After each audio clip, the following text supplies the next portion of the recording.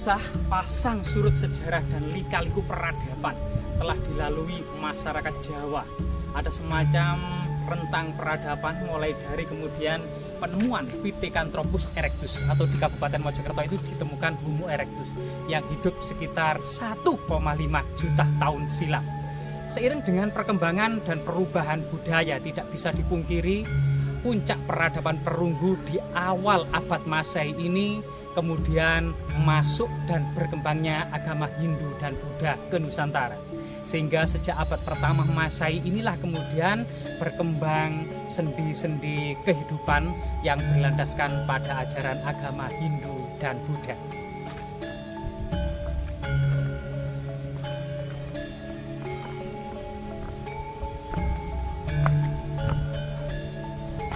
Pada awal abad Masehi, kerajaan Funan di lembah Sungai Mekong telah memainkan peranan penting dalam menyebarkan agama Hindu-Buddha ke Nusantara.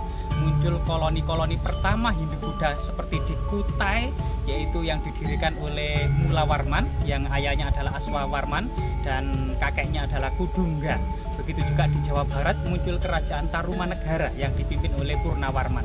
Inilah kemudian kerajaan-kerajaan Hindu-Buddha pertama yang ada di Nusantara, yang merupakan bagian dari koloni kerajaan Funan yang ada di lembah Sungai Mekong. Seiring dengan perkembangan pelayaran dan perdagangan, arti penting Selat Malaka dalam kemudian perdagangan rempah-rempah di Nusantara akhirnya kemudian muncul dan berkembang kerajaan Sriwijaya di abad ke-7 Masehi di Pulau Sumatera.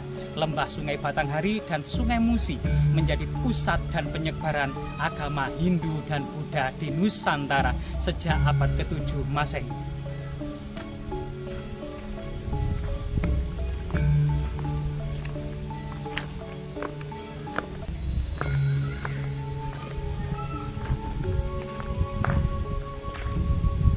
Kerajaan Sriwijaya yang berkembang di abad ke-7 Masehi ini kemudian memiliki pengaruh yang signifikan dalam mempengaruhi sendi-sendi kebudayaan yang ada di Pulau Jawa.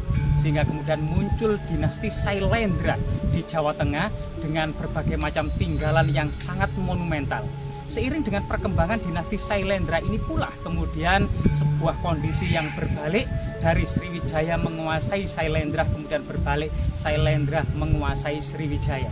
Sehingga pada abad ke-8 dan ke-9 ini merupakan puncak dari peradaban Sailendra yang ada di Jawa Tengah. Tinggalan-tinggalan yang sangat monumental seperti Candi Buddha Borobudur, Candi Hindu Prambanan, Candi Buddha Pelaosan, Candi Sewu ya, dan lain sebagainya.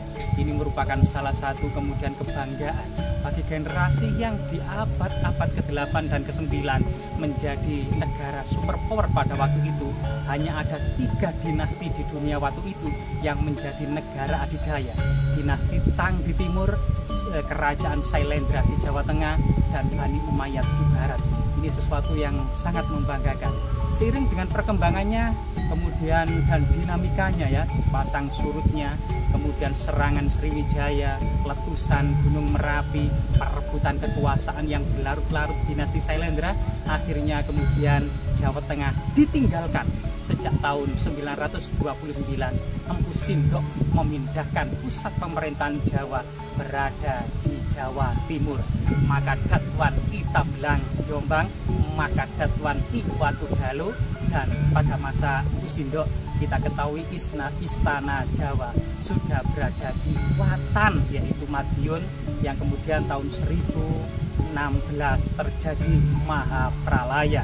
Pada waktu pernikahan Airlangga Putra Udayana ini dengan putri Jawa, yaitu putri dari Dharmawangsa Teguh, ternyata pesta pernikahan ini dihancurkan oleh Raja Wurawiri dari Loram, yang akhirnya kemudian seluruh raja dan kerabat kerajaan meninggal pada waktu itu. Untung kemudian Airlangga dan istrinya serta kemudian patih ya dari Udayana yang bernama Empu Narotama berhasil selamat dan menyelamatkan diri ke Wonogiri dan kemudian ke pertapaan diduga di lereng Gunung Penanggungan atau di pertitaan Jolotundo ini. Sehingga kemudian pertitaan Jolotundo ini memiliki peranan yang sangat penting dalam sebuah dinamika peradaban dan ekstensi serta hubungan yang sangat mesra antara Pulau Bali dan Jawa Timur di abad ke-10 Masehi.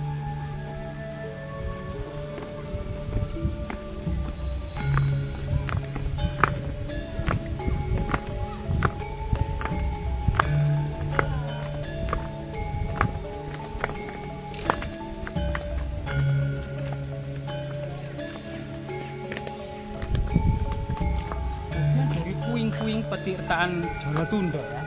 Jika pada tahun 1816 Wardenar, salah satu utusan Letnan Gubernur Jenderal Thomas Stamford Raffles, membuat sketsa-sketsa tentang Petirtaan Jolotundo ini, yang kemudian banyak juga kemudian relief-relief yang sangat monumental yang bercerita tentang Ramayana, Arjuna, Wiwaha, termasuk cerita Kata Sarit Sagara yang dipindahkan ke Museum Nasional ya, yang ada di Jakarta.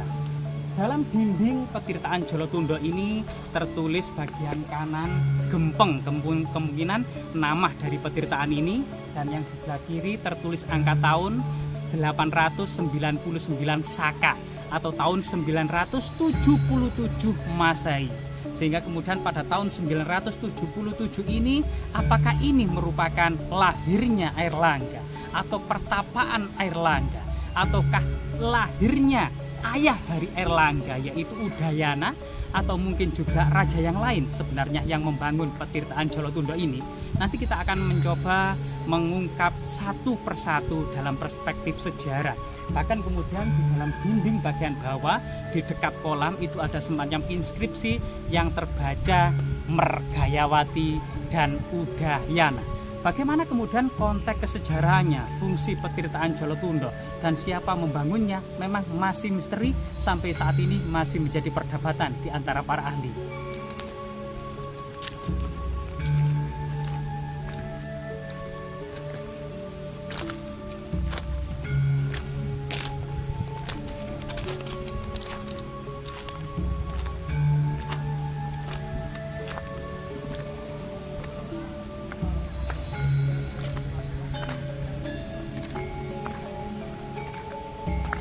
Rahayu, rahayu, rahayu.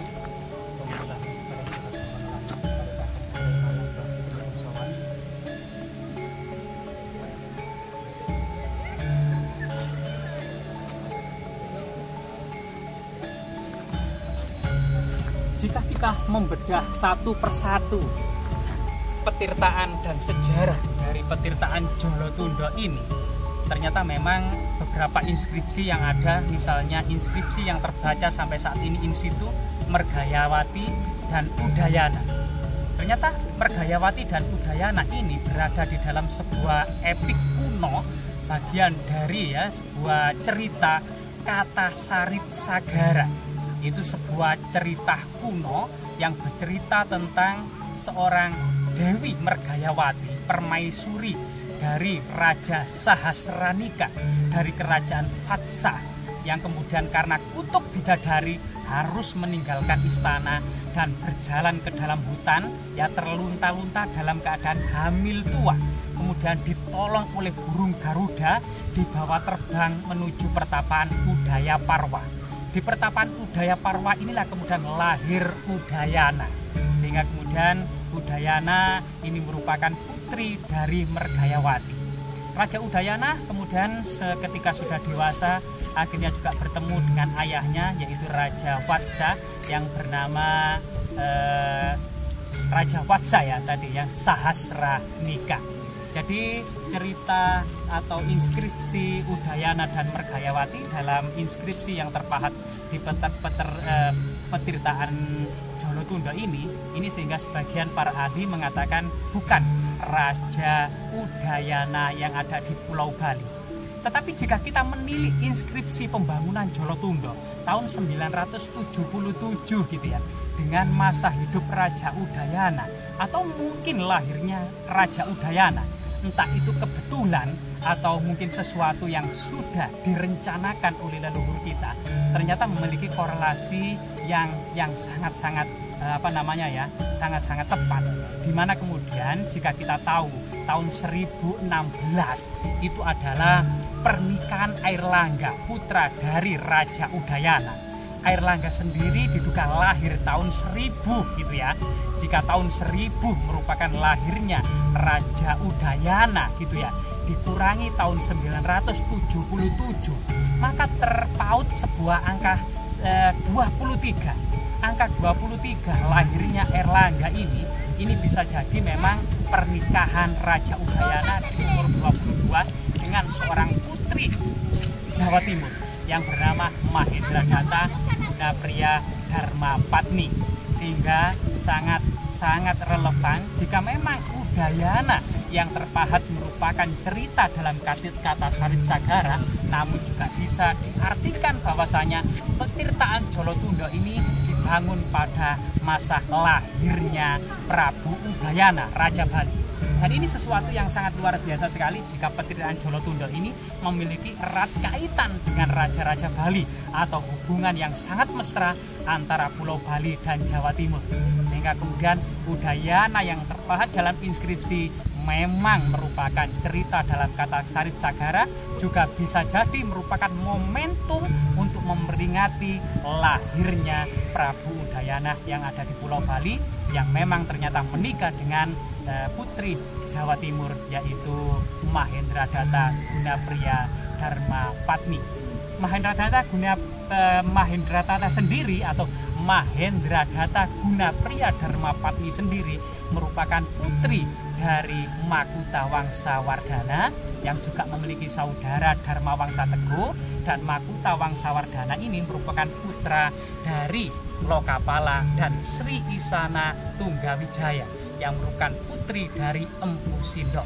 Sehingga kemudian pada abad ke-10 inilah tidak ada yang menandingi sebuah hubungan kemesraan antara Jawa Timur dan Pulau Bali. Semoga kemudian situs yang sangat monumental ini memberikan sebuah gambaran edukasi motivasi ya, hubungan antara Jawa Timur dan Pulau Bali di abad ke-10, dan saat ini masih berdiri kokoh dan masih menjadi bagian dari sejarah peradaban Jawa Timur dan Pulau Bali, serta masih digunakan oleh sebagian masyarakat sebagai situs religi. Semoga bermanfaat.